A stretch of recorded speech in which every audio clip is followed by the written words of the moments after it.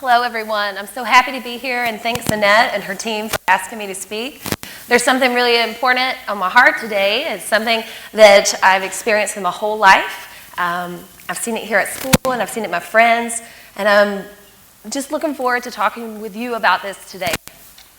And what I want to talk about is the secret. There is a secret to creating a true supportive community of parents, of teachers, of friends, of peers. And I believe that's to uncover our gender bias. And I'm not talking to the boys, the guys, the men in the room. I'm actually specifically talking to the girls, ladies, and women. I'm talking about the labeling, the shaming, the secret envy that sometimes we think in our minds or even say out loud towards one another. That takes away our individual power. It removes us of our relevancy. So I believe communities. I want to talk about what does a community mean anyway. And it's a group of people that live in one common place or that share a common characteristic. Your communities can be, it can be your church, your synagogue, it can be your classroom, Mr. Dunbar's classroom. Your community can be your friend group, your tribe. It is SCIS. And I believe here at SCIS, we are an awesome, amazing community. I've never seen it in any of my experiences in any schools. I didn't experience this in high school either. But what I see on an everyday basis is people love one another. They do have friendships. They have friendships that are going to last lifelong. There are supportive systems. But there's just one thing that's holding 50% of our population back, and that is our gender bias. And you can see behind me what bias means. So this is any time we have an inclination or unfair, just prejudice for or against one person or group, especially in a way that's considered to be unfair. So yes, there's bias, gender bias. It happens to men, it happens to women and transgender. But really, I just want to talk to the girls, the ladies, and the women in the room today. I want to talk about 5 labels that we often put on one another. And once again, it's not always verbalized. It could be just thought, but it's something that holds our community back. First, I want to talk about slut shaming. This is making a female-identified individual feel guilt or shame or even inferiority for her real or perceived sexual behavior or appearance. I have to admit, I was completely ignorant of this power of this curse word until I was 18. It was my freshman year of college. I was hanging out with some girlfriends, 2 new friends I made, Ashley and Jennifer. I love them. And we were talking and gossiping like girls do. And Ashley said, "Oh my gosh, you know that girl that sits in front of us in psychology?" We were like, "Yeah." She goes, "Oh, she's such a slut. She'll get with any boy that smiles at her." And I remember laughing and agreeing. And Jennifer instantly got emotional. Her face turned red, her eyes teared up, and she said, "I'll never forget. Never call another woman a slut. It's the worst thing you can do to a female." I was so ashamed. I was so embarrassed. I loved Jennifer. I wanted her to like me back. And she proceeded to tell us when she was in high school that that label was wrongly attached to her, that she was in a really small school in a small town in Mississippi, and she said that girls quit being her friend, and that guys, when she walked by in the hallway, would whisper and laugh. And because of that, she had a self-esteem problem and anxiety disorder that she brought with her to college. But I needed someone I respected, a woman I respected, to clue me in on the sisterhood, that we don't use this word. This is a shameful word, and it's a curse word. But this isn't just my experience. It's just not me in the USA. This is worldwide. This word is globally translated. This word is entrenched in so much of our culture that we often just see it as normalized. It's a normal word. You may have seen posts like this. You may have thought it in your mind. You may have said it. You may have written it on social media. These are some of the things that I even hear as a counselor. But it's not just isolated to young people or old people. It's all over media. We listen to any of the top music today. It talks about women's bodies as objects, sluts, and hoes. And I'm talking about Drake, Post Malone, and even the lovely Bruno Mars. Are they not also having relationships with these women? Are they not also? We don't use this word often for men, but ladies, we often put it on our girlfriends. So I was talking about this with a senior in my office, and she said, "Yeah, why is it? When a chick has sex, she's a slut, and when a guy has sex, he's considered a stud. And so we started talking more about the statistic. So then I asked more students, okay, so if there's a guy who's sexually active, what do you call him? I did get some inappropriate terms, but those were far and few between. I took the most prominent. So you can see player, stud, ladies' man. And for girls, the new one's thought, hoe, slut. These are very hurtful words, but I'm asking you, can you see the difference in the terms? The difference is shame. There's this label that's cast, and once that label is on you, it's really hard to remove it. Also, the difference is no control over a woman's sexuality. Oh, it's okay, you're a guy. But nope, can't do it if you're a female. So the North American English has over 220 words to describe sexually active women, but only 20 for men. This study was done in 1977, but if we were to look today, I don't think too much has probably changed. But there was a recent study done on Twitter. 4 years, this researcher analyzed Twitter, and what they found was that 52% of the tweets were coming from women. So this is women casting shame on other women. What is the real meaning of slut? I don't think anyone knows. Because as you saw in some of my posts, we can call a woman that for her neckline being too low, her dress too tight, having no partners, one partner, being flirty. There really is no definition for this word. It's said to strip away our strength and our skills. So forget that she's the most valuable player on the basketball team. Forget that she stays after school to tutor all her friends in math, and she makes all sevens. Forget the fact that she's the one that can make you laugh anytime you're sad. It's like none of those things even matter anymore once this label is put on her. So, and I want us to think about, too, the implications of judging women only in this manner. I believe to be our best supportive community, ladies and women in the room, I think we should remove this word from our vocabulary. Also, I want to talk about another label, and that's the label of the angry woman. Research has shown that when a man loses his temper, oftentimes it's justified. Maybe he had a bad day. But when a woman loses her temper, she's often called a bitch, maybe irrational, maybe temperamental. Research has shown that when a man stands up for a cause he believes in, we say he's passionate. But when a woman stands up for a cause that she believes in, we may even call her bitter. Sometimes when a man cries, we say, wow, that's an amazing breakthrough. Wow, he's showing empathy. But when a woman cries, we say, oh, not again. Maybe PMS. There is a difference how we view these emotions. And the same can be said, too, in the recent presidential campaigns in the USA involving Hillary Clinton.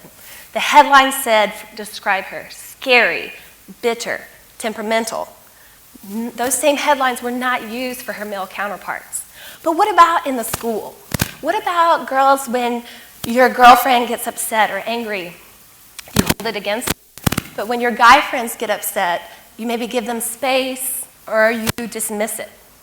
I can't tell you how many times I've been asked, is it your time of the month for being really passionate about a social issue? Or even getting angry in a personal situation.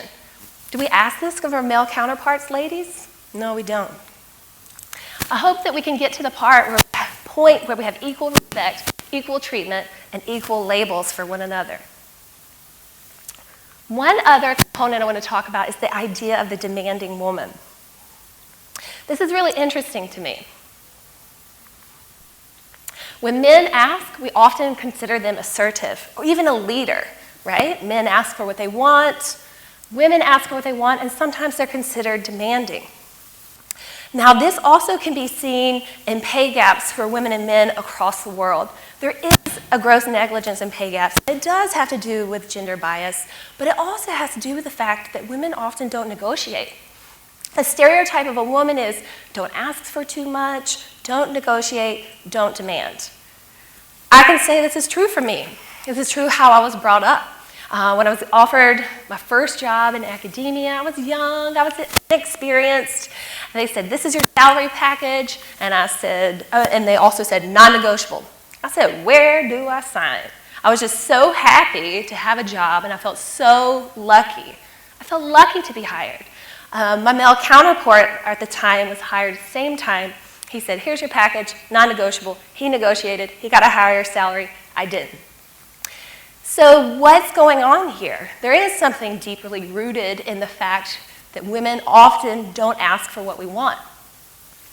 Harvard Business Review recently delved into the statistic and found some really interesting social implications. You've heard this before, right? Men apply for jobs when they meet 60% of the qualifications, but women only apply if they meet 100%.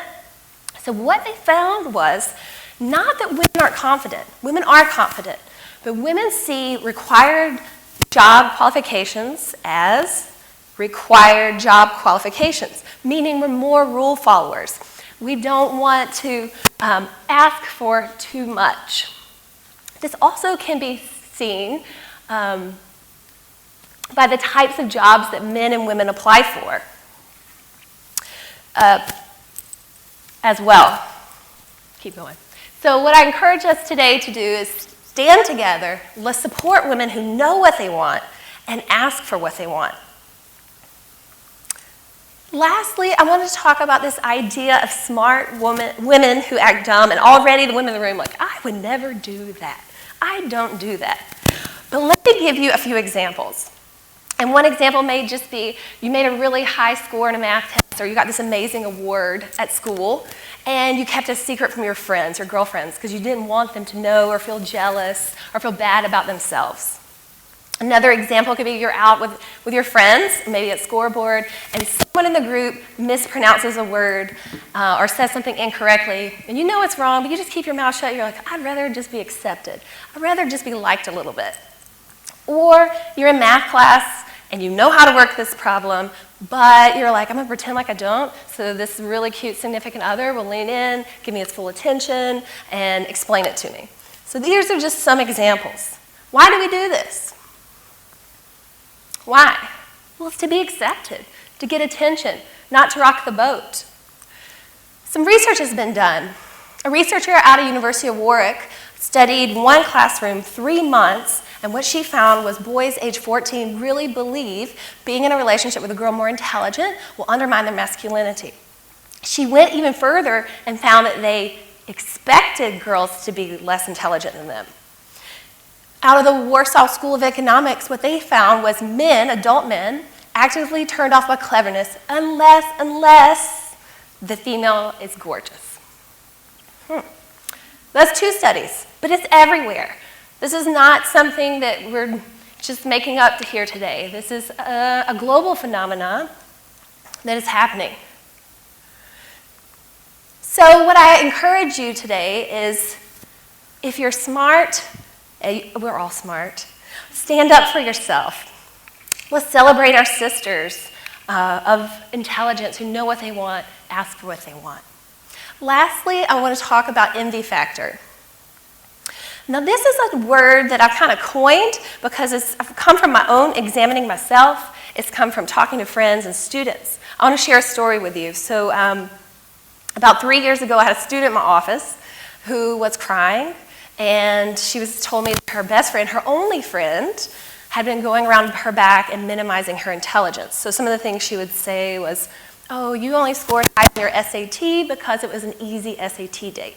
And that she really wasn't that smart, she just had high grades because she was a good crammer, and that teachers liked her and inflated her grades. These are hurtful words. Did that student mean those words? I don't know, probably not. Did the student like her? I really believe so.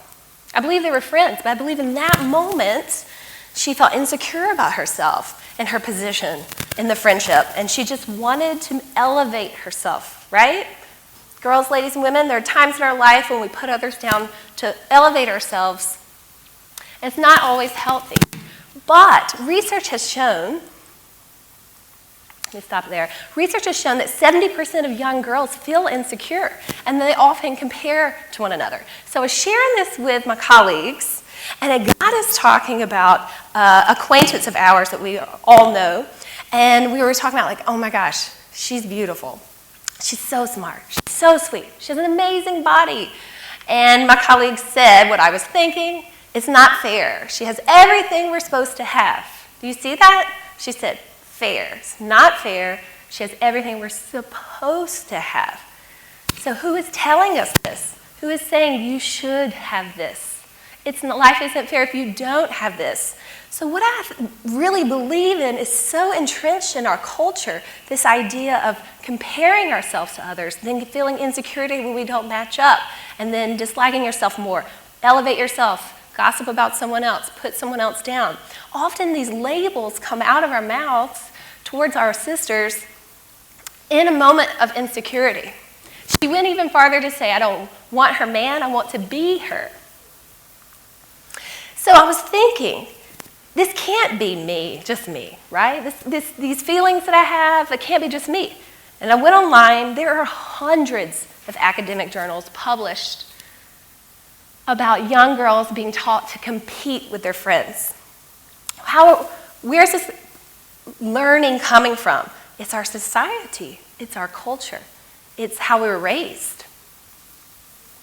So my encouragement to young girls is no one's life is perfect. What we see on the exterior isn't what's on the interior. And what my grandmother told me, who lives in Mississippi, in her thickest accent ever, said, Emily, we all have warts. Some of us just can hide them better than others. So I leave you with that thought. I've been really, really careful not to bring the boys, the guys, the men into the conversation because I didn't want you to feel isolated. I did not want you to feel like you were the target of our gender bias because you aren't. But I do invite you now. I invite you in. I invite you to examine yourself. I invite you to hold your friends, your parents accountable for their words and their actions in private and public. I invite you to tell your mom, your sister, your friend that she deserves equal treatment, that she's wonderful, that she's smart, she's beautiful, and that you respect her. So what I have found in my own life, this works for me.